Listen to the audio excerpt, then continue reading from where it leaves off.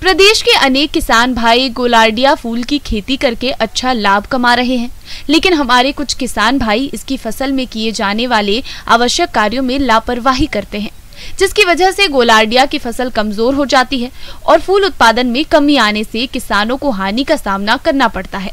तो आप कौन कौन से कार्यों को कब और किस तरह से करें, इसकी समस्त जानकारी दे रहे हैं एक विषय विशेष गुरप्रीत सिंह गांधी।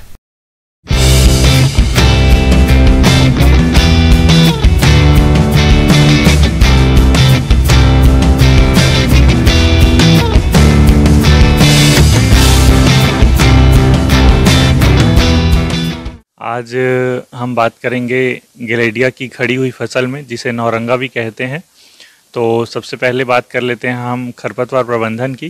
तो किसान भाइयों, जैसा कि आप सभी को पता है कि अगर हम कोई भी फसल का अधिक उत्पादन या अच्छा उत्पादन लेना चाहते हैं तो हमको फसल को खरपतवार मुक्त रखना बहुत ही आवश्यक है, क्योंकि ये खरपतवार जो है प्रकाश संश्लेषण के लिए, जल के लिए, पोषक तत्वों के लिए मुख्य फसल से प्रतिस्पर्धा करने लगते हैं। साथ ही साथ ये कीट और व्याधियों के आश्रय स्थल का भी काम करते हैं। तो किसान भाइयों, आप सभी को सलाह है कि फसल जब भी आप लगा रहे हैं, आप उसको निरंतर फसलों में निंदाई गुड़ाई करते रहें, जिससे फसलों को खरपतवार मुक्त रखा जा सके।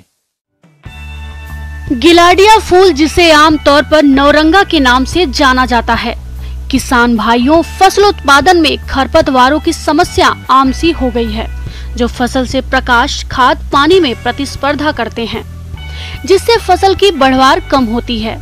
इसलिए गिलाडिया की फसल में खरपतवारों की समस्या न हो, इसके लिए खेत में निराई गुड़ाई समय समय पर करनी चाहिए, जिसमें पहली निराई 25 से 30 दिनों पर करनी चाहिए और दूसरी निराई 45 से 55 दिनों पर करके खरपतवारों को निकाल देना चाहिए। ऐसा करने से फसल की बढ़वार अच्छी होती है।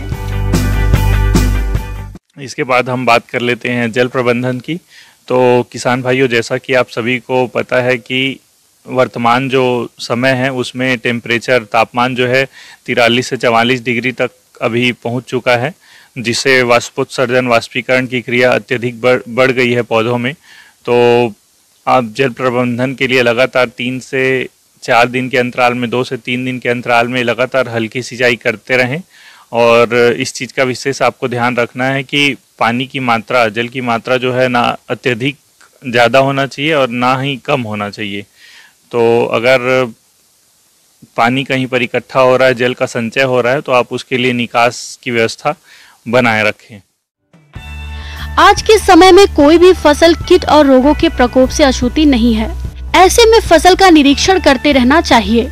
यदि कोई कीट या रोग फसल पर दिखाई दे तो उसकी सही पहचान करके पहले भौतिक विधियों को अपनाएं, इसके बाद जैविक उपायों को अपनाएं और यदि इससे भी कीट रोग का प्रकोप कम न हो तो अंत में रासायनिक दवाओं का प्रयोग करना चाहिए। इससे दवाओं पर होने वाले अनावश्यक खर्च से बच जाएंगे और कम लागत में अच्छा मुनाफा मिलेगा। किसान भाइयों, अब हम बात कर लेते हैं इस फसल में फसल सुरक्षा की। तो इसमें अगर कीटों की बात करें तो लीफ माइनर का प्रकोप सबसे ज़्यादा होता है। तो जिसके नियंत्रण के लिए आप शुरुआती अवस्था में कोई भी नीम आधारित कीटनाशी का प्रयोग कर सकते हैं। 5 ml प्रति लीटर नीम तेल जो है 1 लीटर पानी में मिलाकर इसका घोल बनाकर आप इसका छिड़काव कर सकते हैं। और अगर कीटों की संख्या अधिक हो गई हो तो कोई भी रासायनिक कीटनाशी जैसे इमिडाक्लोप्रिड 2 ml प्रति लीटर पानी में घोल बनाकर आप उसका भी छिड़काव कर सकते हैं। वहीं हम अगर रोगों की बात करें तो इसमें पत्ती धब्बा रोग जो है अत्यधिक देखने को मिलता है। पत्तियां जिससे झुलस जाती है, प्रकाश संश्लेषण की क्रिया जो है रुक जाती है और उत्पादन जो है अत्यधिक कम हो जाता है। तो इसके नियंत्रण के लिए आप कोई भी सिस्टमिक फंगीसाइड जैसा हेक्साकोनाजोल हो गया, M45 हो गया, COC हो गया, आप इसका 2 ml प्रति लीटर की दर से घोल बनाकर आप इसका भी छिड़काव कर सकते हैं। अक्सर देखने में आता है कि किसान भाई कड़ी मेहनत करके फसल तैयार तो कर लेते हैं और जब समय आता है फूल तुड़ाई का तो जल्दबाजी कर देते हैं, जिससे फूलों की गुणवत्ता कम हो जाती है, जिसका अच्छा बाजार मूल्य नहीं मिलता है। तो गिलाडिया के फूलों की तुड़ाई कब और कैसे करें जिससे फूलों की गुणवत्ता बनी रहे और अच्छा मुनाफा मिल सके। और एक चीज़ का आपको किसान भाइयों मैं विशेष तौर पे बताना चाहूँगा कि इसमें पुष्पों की तोड़ाई जो है निरंतर अंतराल में आप करते रहें, जिससे कि नई कली का विकास होता है और ज़्यादा से ज़्यादा फूल और आने लगते हैं। तो इस चीज़ का आपको विशेष ध्यान देना है कि लगातार पुष्पों की तोड़ाई निरंतर अंतराल में आप करते रहें।